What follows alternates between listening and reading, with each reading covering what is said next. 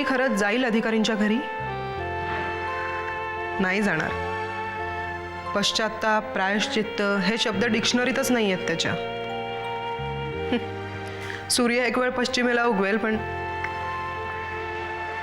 पण पण नाही, यावेळी हा सूर्य पश्चिमेलाच उगवायला हवा. नरहरीनं तिथे जायला हवं. त्रास होईल त्याला माफी मागताना, पण तो त्रास होणं गरजेचं आहे. कारण तोच त्रास त्याला जाणीव करून देईल तो कुठे आणि काय काय चुकलाय याची.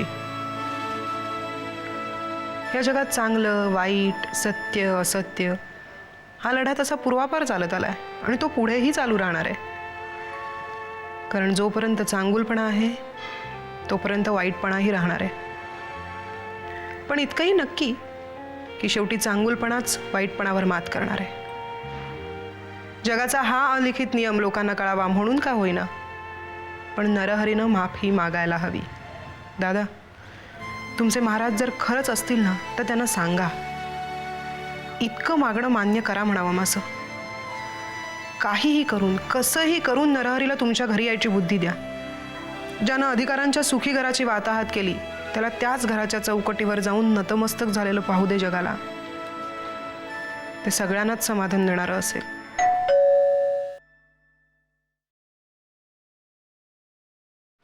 नरहरी, वहिनी वहिनी थांबा, दार लावू नका. असं तोंडावर दार लावायला एवढा काय गया गुजरा आहे का मी? हो, आत्तापर्यंत या घराने तुझ्या सगळ्या चुका पदरात घेतल्या, तुला माफ केलंय, पण प्रत्येक वेळेला तू विश्वासघात केलायस आमचा. आता अजून विषयाची परीक्षा नाही घ्यायची. वहिनी, मी का आलोय ते तरी ऐकून घ्या. मला काहीही ऐकून घ्यायचं नाहीये. एकदा सांगून कळतं तुला? सरिता, येऊ दे त्याला. अहो पण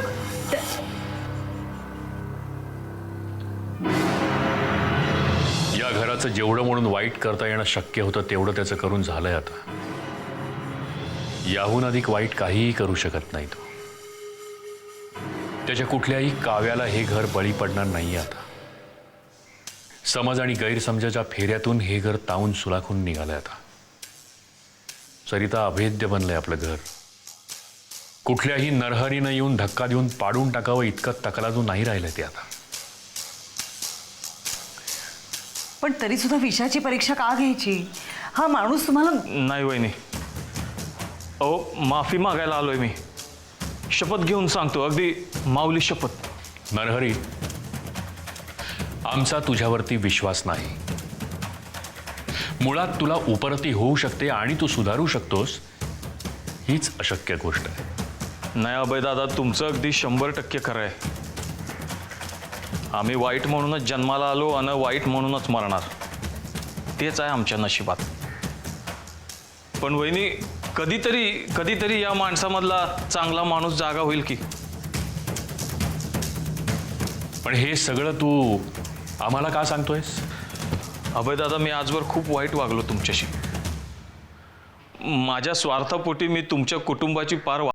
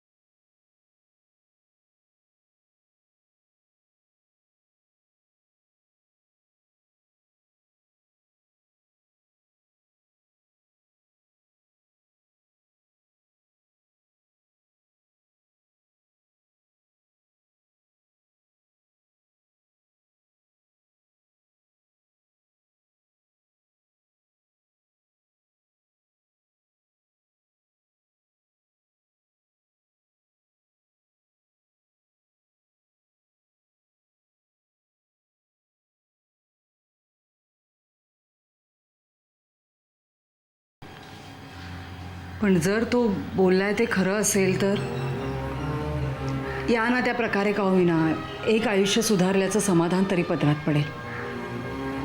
हो ना.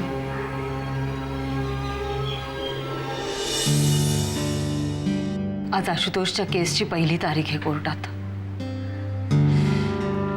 काय होणार काय नाही या विचाराने खूप अस्वस्थ व्हायला झालंय.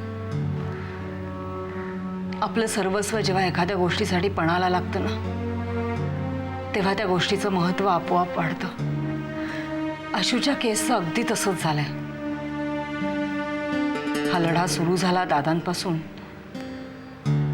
पण आता मात्र तो त्यांचा एकट्याचा लढा नाही राहिलेला, आमच्या सगळ्यांचाच लढा बनलाय.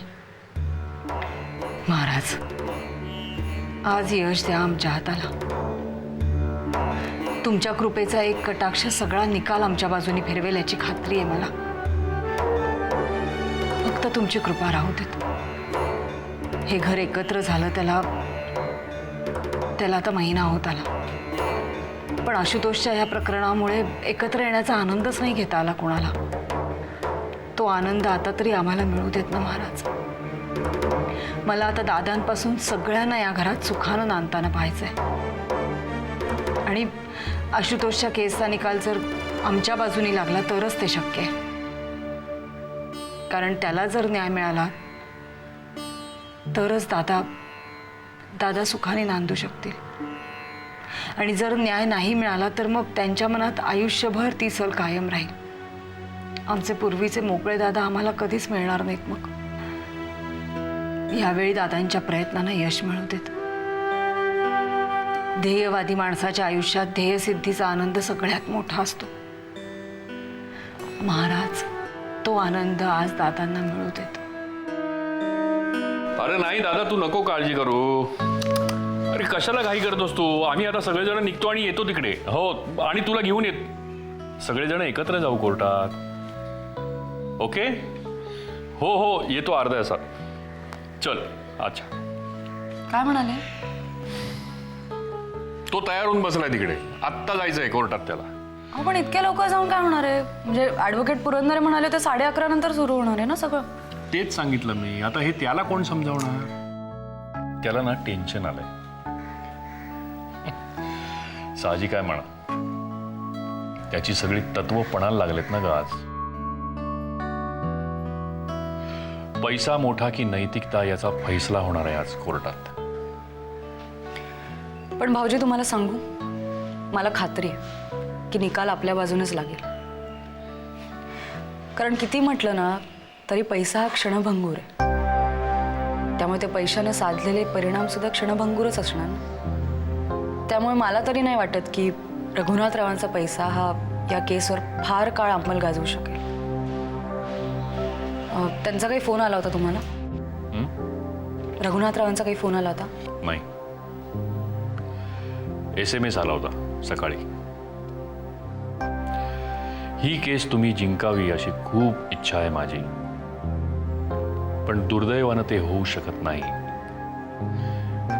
तरीही शुभेच्छा लढण्यासाठी.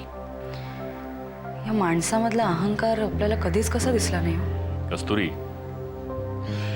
ज्यावेळी माणसाच्या अस्तित्वावरती बेततं ना तेव्हा अहंकार डोकं वर काढतो. आणि एका परीनं बरंच झालं की ते. अगं असं डोकं वर काढल्याशिवाय त्याला ठेचता कसं येणार नाही का?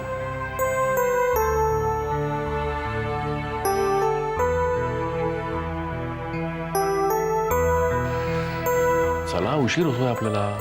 सरिता कुठे? सरिता! अहो त्या वर देवघरात बसल्यात, नामस्मरण करतायत. भाऊजी, प्रत्येक जण आपल्या परीने प्रयत्न करतोय ना विजयाला हातभार लावण्यासाठी, आणि हा त्यातलाच एक प्रकार आहे ना.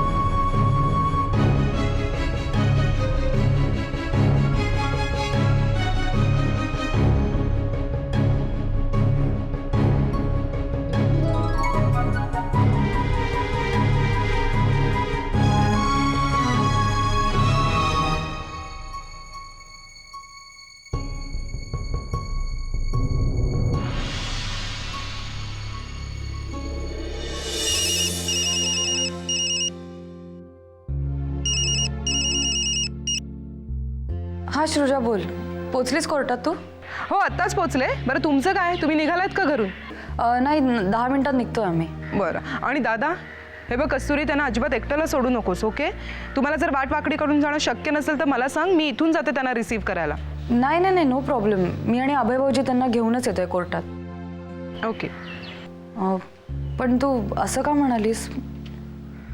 काय तुला काही कळलंय का? म्हणजे रघुनाथरावांकडून काही दगाफटका होण्याची शक्यता? अगं नाही कस्तुरी, असं काहीही नाही आहे. पण आपल्याला प्रिकॉशन्स घ्यायला काय हरकत आहे? हे बघ, दादांची साक्ष हा या केसचा अत्यंत महत्त्वाचा भाग आहे.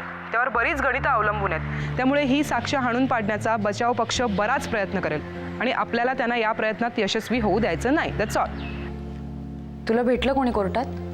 नाही, म्हणजे रघुनाथराव किंवा युवराज अजून कोणीच आलेलं नाही आहेत. ज्या लोकांना खात्री असते ना की आपण जिंकणार आहोत तीच लोक उशिरा येतात. कस्तुरी, माझं ऑब्झर्वेशन थोडंसं वेगळं आहे. जे स्वतःच्या यशाच्या बाबतीत ओव्हर कॉन्फिडंट असतात ना, ती माणसं अशी वागतात आणि 100 90 वेळा त्यांचा हा भ्रम असतो. ठीक आहे? श्रुजा, मला ना तुझं खूप कौतुक वाटतं. ही सिस्टम काय आहे, कशी आहे हे माहिती असूनही तुला इतका कॉन्फिडन्स आहे की आपणच जिंकणार आहोत. अगं नाही गं, मी या सिस्टीमला खूप चांगलं ओळखते ना, म्हणून मी इतकी कॉन्फिडंट आहे. सगळीच माणसं वाईट नाही आहेत का इथली? काही 4 चांगली माणसंही आहेत आणि ती चांगली माणसंच आपल्या पाठीशी उभी राहणार आहेत आणि म्हणून आपण ही केस नक्की जिंकू अशी मला खात्री आहे. बरं चल, उगाच बोलत नको बसू. तू लवकर आणि वेळेत पोच. तोपर्यंत मी आलोकला फोन करते आणि हां, ॲडव्होकेट पुरंदरेंना पण भेटून घेते. ठीक आहे? तू इथे आलीस की मला एक फोन कर. चल चल, बाय.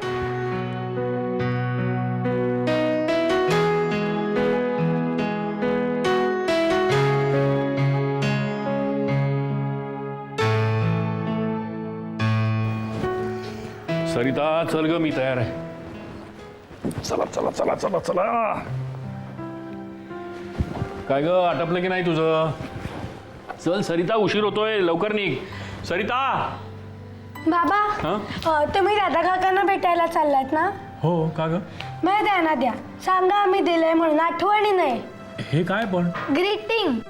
ग्रीटिंग? हो अगं दिवाळी झाली कधीच, आता कसलं ग्रीटिंग? बाबा, दिवाळीसाठी नाही दिलंय, मग म्हणजे असंच म्हणून. असंच काय? या ग्रीटिंग मध्ये आम्ही असं लिहिलंय, दादा काका तुम्ही बरोबर आहात, तुम्ही जे काही करताय ते अगदी बरोबर आहे. आम्ही आणि आमच्या सगळ्या मैत्रिणी तुमच्या बरोबर आहोत म्हणून, आणि काही झालं ना तरी तुम्ही जिंकणार आहात. पण तुम्हाला माहिती आहे का की दादा काका काय करतायत ते? नक्की नाही माहिती, पण कुठल्या तरी मुलाशी कोणीतरी वाईट वागलंय आणि त्या वाईट वागणाऱ्याला शिक्षा झालीच पाहिजे, आणि म्हणून दादा काका इतके प्रयत्न करतायत. आम्हाला इतकंच माहिती आहे. पण तुम्हाला माहिती आहे का की दादा काका काय करतायत ते? नक्की नाही माहिती, पण कुठल्या तरी मुलाशी कोणीतरी वाईट वागलंय आणि त्या वाईट वागणाऱ्याला शिक्षा झालीच पाहिजे, आणि म्हणून दादा काका इतके प्रयत्न करतायत. आम्हाला इतकंच माहिती आहे.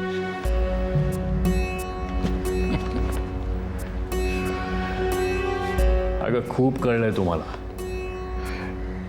काही काही लोकांना तर एवढं कळेपर्यंत अख्खं आयुष्य निघून जातं त्यांचं. त्या मनानं खूप लवकर कळलं तुम्हाला. खरंच मला अभिमान आहे तुमचा. बाबा, दादा काकांना काही होणार नाही ना हो? छे का? शिक्षा कशी होईल?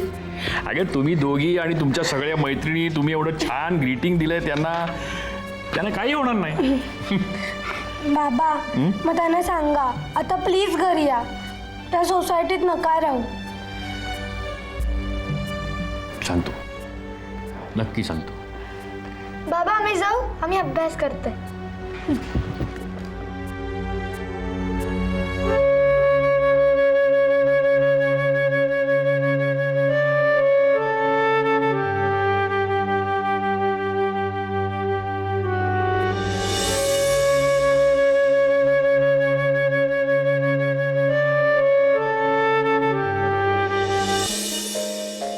आशुतोष बाविस्करची केस ही काही माझ्या आयुष्यात आलेली पहिली केस नाही. आजपर्यंत अशा कितीतरी केसेस आल्या आणि गेल्या, पण कुठल्याच केसमध्ये मी इतकी गुंतले नाही. अन्यायाविरुद्ध जिंकायचंच असं मी कायम म्हणत आले, पण ते जिंकणं इतकं महत्वाचं असतं हे आज पहिल्यांदा जाणवतंय मला. ही केस माझा प्रेस्टीज इश्यू झाली आहे म्हणून मी यात लक्ष घालते असं कुणालाही वाटेल कदाचित, पण माझ्या मनाला माहिती आहे की तसं नाही आहे. दादांच्या सहवासात आल्यानंतर मला खऱ्या अर्थानं माणूस आणि माणूसपणाची व्याख्या समजली.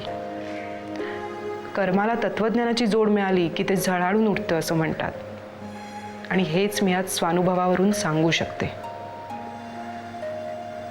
आता मला त्या तत्वज्ञानाला जिंकलेलं बघायचंय. महाराज, आजपर्यंत मी कधीही तुमच्यासमोर हात जोडले नाहीत. तुमच्याकडे हक्कानं काही मागण्याचा मला अधिकारही नाही, पण तरीही महाराज आज मागते. ज्या माणसानं आयुष्यात तुमच्याशिवाय दुसरं कधीही काहीही बघितलेलं नाही त्या माणसासाठी मागते. आशुतोषच्या केसचा निकाल दादांच्या बाजूने लागू दे महाराज. दादा जिंकले तर माणुसकी जिंकेल, आणि तिला जिंकलेलं पाहणं तुम्हालाही आवडेल.